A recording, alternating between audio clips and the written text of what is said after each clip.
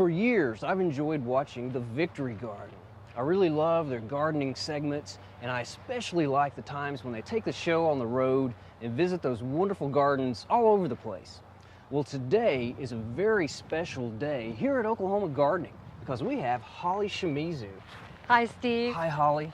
Holly is one of the correspondents of the Victory Garden, and we're very honored to have her here at our garden. Welcome to Oklahoma. Thank you. I am so thrilled to be here today, and I can't wait to go see your gardens. Are you going to give me a tour? Absolutely. So, Holly, whenever you've been with the Victory Garden and you've toured these different gardens, where all are some of the places you've been? Well, I think I've especially loved Costa Rica because I love the plants and the animals, the people. It's just such an amazing place. So that probably is number one. But there have been many places all across America that have been interesting. We've met characters and we've seen gardens that have just been totally surprising. But I have to say, this is my first time in Oklahoma, and I am so excited to be here. Well, we're very glad to have you. Well, I'm just going to show you around some of our gardens. Great. Steve, how long has this Japanese garden been here? We built this about a year ago. We decided that we wanted to try to put in a Japanese garden, and we started this in January of last year, and laid out a lot of the work, a lot of the design, and started putting this together. And one of our students, Katie Hallgren, actually came in and finished it for us, and she did a really good job. I'm amazed that you were able to do such a great job, because most people find this sort of garden style extremely challenging. And I'm really impressed with the quality of the rock work especially, and the elements of design, the way you've used bridges, which are very important in connecting spaces. And you've also used a lot of vertical rock. I know that wasn't easy. It was a challenge, and to be honest with you, this was probably the most challenging of all the gardens that I've been a part of since I've been here at Oklahoma Gardening. And you're able to keep the gravel raked very nicely. And I guess your next challenge is going to be, how are you going to keep it pruned properly? We have, of course, several volunteers who have an interest in this type of gardening, and Larry Jones is one of our volunteers who does a lot of the raking of the gravel, and he's very much into the maintenance and the trimming and just keeping it spotless. Well, that's what it takes, doesn't it? And a lot of patience. Yeah. So I'm sure eventually when you get more shade, you'll get some moss, and it's very, very well done. I'm impressed. I'm going to have to tell my husband to come and see this, because he's a Japanese garden designer. Okay. And he'll be thrilled to see it. Yeah, we were lucky. We actually were able to keep the moss growing on the rocks that we moved into this location. So very, very fortunate there. You achieved the serenity and the sense of contemplation that one really wants in a Japanese garden. That's what we tried to do, and we've got the little sitting bench over here in the corner, and of course we tried to borrow the scenery with the trees around the garden, and the fence we have here. It's not too tall, so we can take in that scenery, and it was a lot of fun. It was challenging, but it was really a lot of fun. And it'll get better with age. I hope so.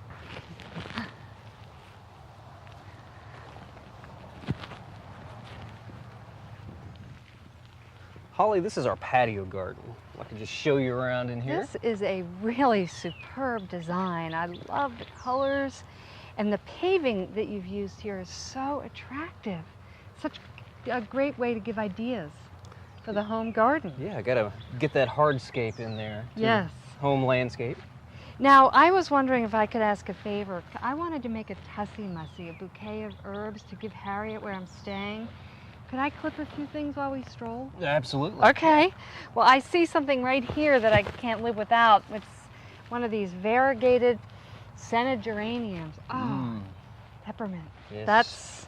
Fragrance is one of the things I think about most when I'm trying to do my herbal bouquets. All right. We've got some fragrant plants that'll be blooming pretty soon right here. We planted some tuberose nice. Earlier this year, so that'll give some flower fragrance to the garden. And some great texture here with this artemisia. I'll just clip a little piece off that. You'll never know I was here. That's fine. Oh, I probably should include some of the lamb's ear, shouldn't Okay, I? sure. Now you've done great things here with parsley and other herbs to use them ornamentally. Yes, we wanted to create a planting in this center island bed of our patio garden to where everything would be kind of soft, just soft foliage and beautiful. Sort of a mix of light and dark. It's so well done. You've got the contrasts and you've got such richness. Very soft and very successful. Thank you. Oh, now this is one of my absolute favorites for texture. This is this bronze fennel. Include that because in the tussie mussy you always want to get some color and texture and changes in fragrance. That'll smell like anise. Okay, and that looks really good. You got a lot of nice colors and textures there. I'll spritz it with a little water. Yeah. Now how about the sage? I think Absolutely. that would be good. And in this part of the garden, Holly, we've kind of made this a little drier type of planting. We've got some agastache, some zinnias, some lavender, and of course this autumn sage. Love this, and I think this gravel mulch is beautiful. Yeah, we also put that in to keep a lot of the soil from splashing up on the stems and kind of help the plants out in that way. Can we see a few more herbs to fulfill my tussie mussy completeness? Absolutely. Okay. Holly, in this part of our garden, we have a lot of raised beds. And we do this, we grow plants in raised beds to provide really good drainage. And we've got several herbs in this raised bed. Oh, good. Well, there's plenty here to cut from, but I'm very intrigued with this mulch. What is it? These are pecan hulls. Ah. And in abundant supply? yeah, we have a lot of pecans that we grow here in Oklahoma, and we get a lot of pecan shells. You're lucky because it's very attractive and it makes a fabulous sound as you walk on it. Yeah, it's kind of fun to walk on. We have to replace them every 2 or 3 years. But, Yeah. at least we don't have to mow any grass here. Yes. And the mulch we've got in the beds, this particular bed, is of course the cocoa shell hulls. Smells like chocolate. I Yeah. love it. Ah, It's a lot of fun. you're very lucky to have good sources of these materials. Absolutely. Now here's a must for my tussie mussy. This is rosemary, and I'm going to cut this rosemary because it has that wonderful piney smell, but it also is a symbol of remembrance. Okay. And of course, tussie mussies have symbolism, and you want to pick herbs that have symbolism. Okay. Oh, now this is an interesting plant. This is that perennial coriander. This is new this year to our garden. First time we've tried it. Oh, have you eaten it yet? I haven't. Okay, try this. I hope you like it. I love it. I use it in cooking Huh. for coriander. Tastes a lot like it. It does. Yeah. It does. And you can buy it in Chinese markets. It tolerates the heat. So I love to see new herbs on the market, and they're always interesting to know how they're used. Now we should have sage in our tussie mussy because sage is an herb. This is the purple sage, so it'll add some nice color that is associated with wisdom. Okay, we'll have a wise tussie mussy. We will. All right. We will. Now I don't know whether to use this in my tussie mussy, but this is one of my favorite cooking herbs, and I use it in herbal baths and herbal teas. Do you? Occasionally. Yeah. Lemon. Oh, it's a good form too. I love the way it smells. I think it smells better than lemons. It does. It does. And I use the inner portion of the stem for making lemongrass soup. Okay. It's a little softer? Yes, it's much more tender, and it is the portion that really has that rich flavor. Now, I think that a dill flower would look good in here, so you might want to put one of those, that nice golden yellow. Oh, yeah. Oh, and we need lemon balm. A little more lemon. More lemon. This will be very lemony. And I love to grow lemon balm. It's a little fast growing, but I grow it in a container or a raised bed like this. Pretty easy. Smell, it's really, Oh, yeah. really coming along. Very Oh nice. my gosh, we've got to have this one. Here is the golden lemon thyme. That's a beautiful, beautiful plant. That is one of my all-time favorites, and Really? I use it in cooking constantly, and that'll add a nice little touch. Now, you know, tussie mussies are something that go back hundreds of years, where you would carry a bouquet of fragrant herbs And you would do that so that you conveyed a certain message through the meaning of the herbs, or just to improve the smell of yourself, or even to attract the attention of a man, you might do it. You could use all different symbolism in all the plants, and you could give it to someone to convey a message. It could be, I'm jealous and angry, or it could be, I have a big crush on you. I see. It could be any kind of thing, but I'm going to give this one to Harriet as a fragrant thank you for having me come and stay at her house in Oklahoma. Okay. So, but I need to get some water on this. It's wilting fast. Let's go give those a drink. All right. Oh, Steve, this looks like a hops vine, and I'd love to stop and see if they're ready for harvest. Well, almost, but not quite. Let's see how they smell. It has that delicious bitter smell. Now, how do you like to use hops? Well, I really like this hops vine because this is the golden one. And especially in the springtime, the new foliage is a bright chartreuse color. When the heat of summer comes on, they do green up a bit.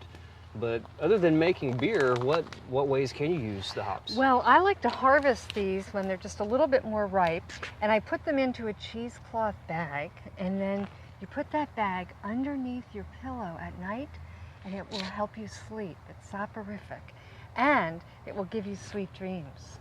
I could use one of those. Oh, I know, we all could. They do smell good. Delicious. Well, Holly, I want to show you this garden right back here. Okay. Oh, it's the Prehistoric Garden. Well, Holly, back in March when we toured your garden there in Washington, D.C., Yes. the United States Botanic Garden, Yes. you showed us the garden primeval. I did. Well, here, this is our version of the same type of garden. We call this our prehistoric garden. Oh, it is wonderful. So these are dinosaur plants. Sort of. Yeah. These are very ancient plants. We have a lot of non-flowering or those spore-producing plants Yes. like the ferns and This some is of a the beautiful mosses. specimen, the Australian tree fern. Gorgeous, and I like this fence that you have. We primarily put that in just for the shade, for a lot of the ferns, of course. And a lot of cycads. They're really coming along in here. The cone-bearing cycads. They're such interesting prehistoric plants. Very Oh, tough and look things. at your gorgeous dinosaur. Yeah, this is Vinny.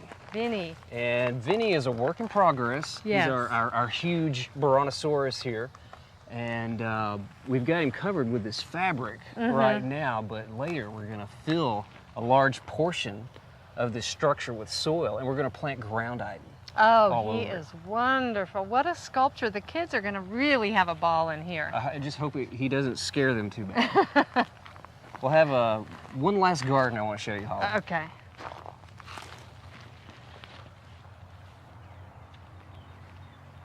Well, Holly, this is our Oklahoma version of a rock garden. It's really beautiful. And I wonder, can you actually grow alpines here? Not very well, just because of our extreme hot summer temperatures, and especially the hot summer nighttime temperatures that we have. Yeah, we have the same problem in Washington, D.C. But it certainly works in terms of a landscape. It's so beautifully put together. How were you inspired to create this design? Well, we looked at a lot of the natural rock outcroppings around the state of Oklahoma, and this one is more of a prairie rock garden type theme, more space in between the rocks, and that of course allows us to grow more plants. Oh, have absolutely. more room for different plants in this garden. Great, great composition. I love it. Okay. Thank you for this fabulous tour. Well, thank you very much for coming to visit our garden here in Stillwater, and thank you for being a part of our Summer Garden Fest. Good. Well, I hope we'll have another chance to do something as fun as this. Okay, maybe another garden exchange sometime. Absolutely. Okay, Thanks. great.